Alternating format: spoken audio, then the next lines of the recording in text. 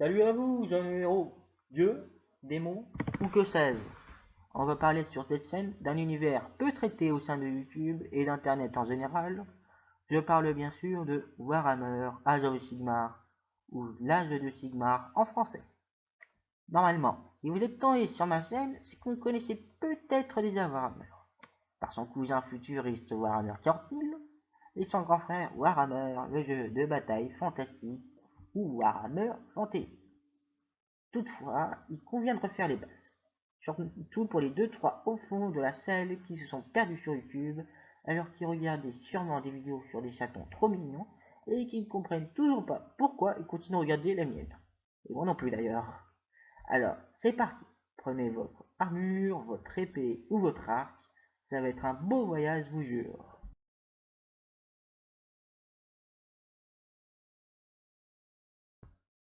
Qu'est-ce que Warhammer Age of Sigmar? Eh ben, c'est un univers de fantasy épique, inspiré par de la mythologie et les grandes œuvres du genre. C'est un univers avant tout développé par l'entreprise conceptrice de figurines, Game Workshop, établissant le cadre de ses armées et des règles du jeu qui vont. Pourtant, c'est pas que les figurines.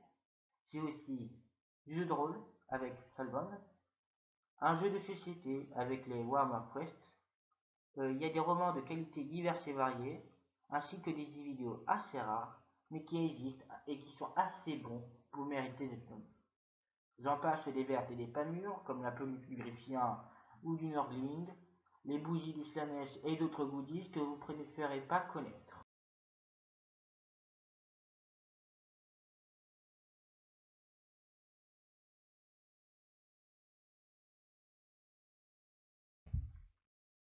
Ok, c'est bien beau tout cela, mais de quoi ça te parle, AOS? Eh ben, c'est un univers qui se successeur de son grand frère, Warhammer Fantasy. Donc vous pouvez en apprendre bien plus grâce aux camarades Mythogan, Barbe et Warhammer Media Amateur. Bien que les seuls liens avec Warhammer Fantasy se caractérisent bien plus de l'ordre de la légende et du clin d'œil que de véritables liens. Dans AOS, la magie est omniprésente. Euh, les royaumes mortels qui sont eux-mêmes de la magie cristallisée. Il s'agit de 8 plans plats à la taille presque infinie, chacun composé d'un type de magie où vivent les mortels. Ainsi, il y a le royaume du feu, Hachi, il y a le royaume des cieux, Azir, il y a le royaume de la lumière, des morts, de la bête, de la vie, et j'en passe.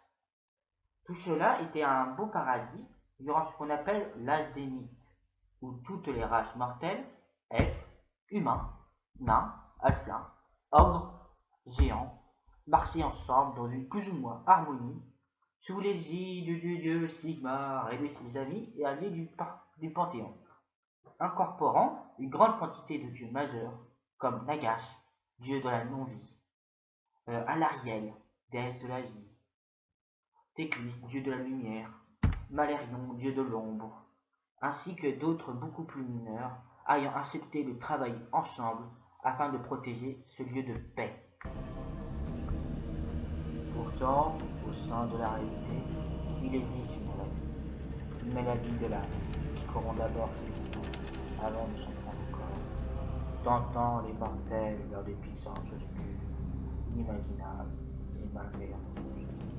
On l'appelle le chaos, par cette lutte qu'il laisse sur son passage.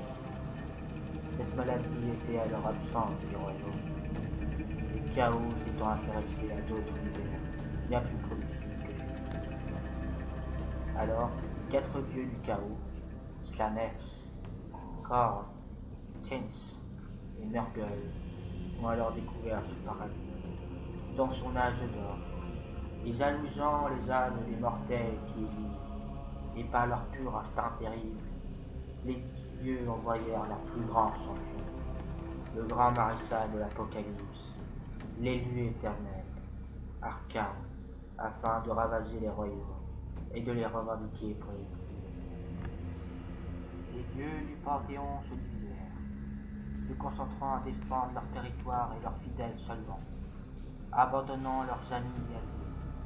Sigmar, seul et impuissant, s'est résolu à affronter Archaon dans un baroud de mais échoua. Honteux, craignant que tous les royaumes ne tombent dans les mains de l'élu éternel, il se résout à regrouper tous les mortels dans son royaume, Azir, royaume des cieux, et ferma les portes, afin que nulle créature du chaos ne rentre dans ce havre sacré. 500 ans s'écoulèrent, 500 ans de destruction, 500 ans de haine, de sévices inimaginables, où ces mortels qui se font esclaves des ténèbres, afin d'espérer survivre à cet apocalypse. L'espoir du retour à l'ère infinite n'était plus qu'une chimère, car nous étions dans l'âge du chaos. Pourtant, dans le plus grand secret, Sigmar n'avait pas abandonné la lutte. Forgeant en secret avec son ami, le dieu nain Gruni, il déroba les âmes des héros morts en affrontant le chaos. Peu importe l'ancienne allégeance, croyance ou destin, afin de les reforger. Sa volonté fut leur sang, la magie d'Azir, l'air qui respire.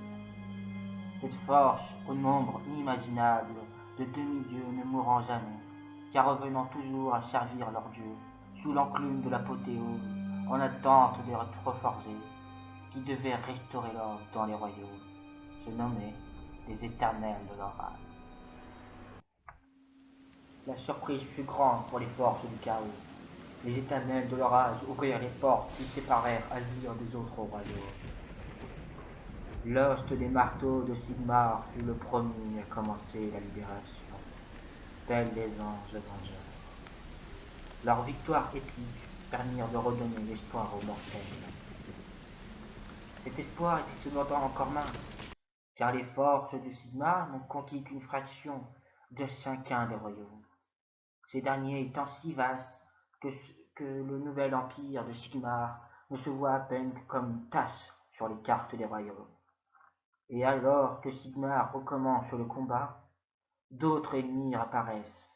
Les orques, ogres et géants se rallient en d'immenses groupes de guerre, appelés Wrath, à l'appel de leur dieu bicéphale Gorkamork, pour ravager les royaumes, s'amuser et piller, telle une tempête.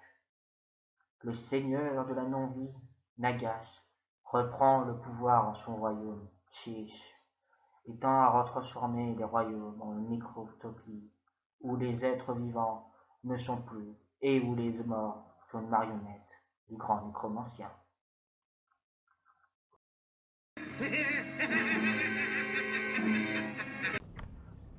Quant à Archaon, installé dans son royaume personnel des 8 points, il ne soucie encore peu des dernières nouvelles, et tandis que les différentes tribus, clans, royaumes et empires soumis à sa domination vacillent, des centaines de milliers d'esclaves soumis aux ténèbres se prosternent devant l'élu éternel.